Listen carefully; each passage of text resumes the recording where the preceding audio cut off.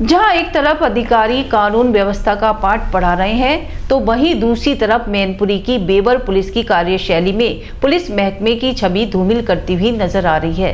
जहां सीधे साधे व्यक्ति को फर्जी तरीके से अपराधी बनाकर जेल भेज दिया गया।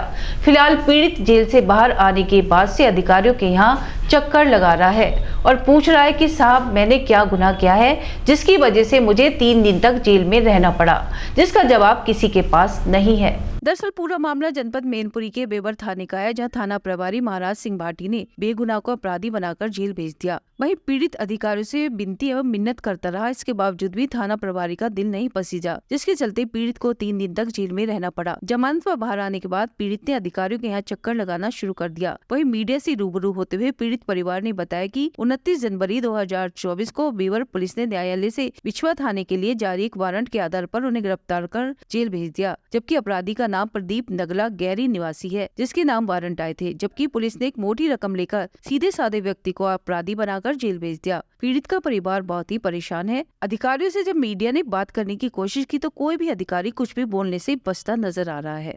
मेरा तो साहब कोई केस नहीं था, बल्कि प्रदीप कुमार दूसरा लड़का था, वो नगला कैरी का रहने वाला था। लेकिन जब वहाँ पे मैंने देखा कि हमने बल्कि बेवर थाने दरोगा जी से मैं कहता भी रहा कि एड्रेस मेरा गलत है, उसमें इटावा रोड लिखा था, मैं रहने वाला काजी टोला दक्षिणी का हूँ।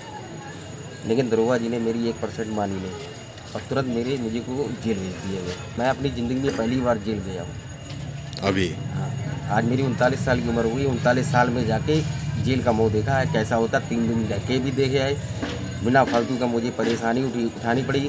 दुनिया भर के सबके सामने मेरी बेइज्जती हुई। ऐसा काम मुझे मेरे से करवाया गया जो मैंने अपनी लाइफ में नहीं ऐसा काम किया था। दूसरे वाले का प्रदीप कुमार कहाँ का रहने वाला? नगला कहरी का। आप कहाँ के रहने वाले? बेवर के। कौन सी जगह? काजी टोला दक्षिणी की। कुछ नहीं पूछा मैंने कि बेटे तेरे नाम पे वारंट है। असल में मेरी वाइफ से ये कहा कि 29 तारीख को रात में मैं गाड़ी लेके गया था। रात में करीबन 12 बजे लौटा तो मेरी घरवाली ने मुझसे कहा कि ऐसे बेवर थाने से पुलिस वाले आए और तुम्हारी साइन के लिए थाने बुलाया है। तो मेरी वाइफ भी और हम संडे को दिन रविवार को थाने गया। तब मेरी वाइफ ने कहा यही भाई साहब आए हुए थे। तो उन्होंने एकदम मुझे अंदर ले गए कि बेटे तेरे नाम पे वारंट है। जब मैंने वारंट देखा तो उसमें बिस्मा थाने का था वारंट। मैंने उनसे कहा भी था, हमने साहब मैं नहीं हूँ, आप इसको पहले दिखवाइएगा, जाँच करवाइएगा।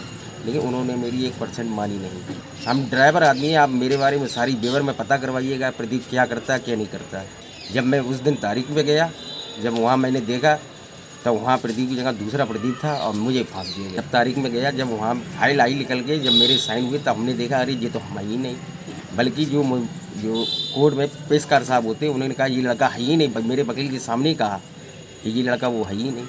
वो सर शाम को 3 लोग पुलिस वाले आए थे। उन्होंने बोला तुम्हारे यहाँ पे कोई झगड़ा हुआ? मैंने बोला कोई झगड़ा नहीं हुआ, कहीं वो तुम्हारी महिला थाने में वो चली गई फाइल, वहाँ सुबह आना साइन कर जाना आके।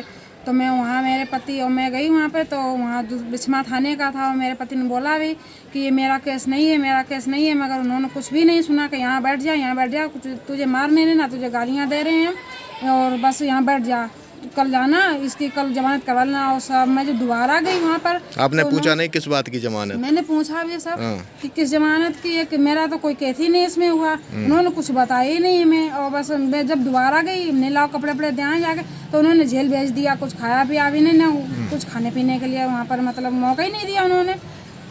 11:30 बजे गए वहाँ पर, हम घर पे चले आए दोबारा, हमने लाओ ध्यान जाके कुछ खाने पीने के, तब तक उन्होंने जेल भेज दिया संडे को। बोले वहाँ जाना कोर्ट से आप अपनी जमानत करवा लेना जाके।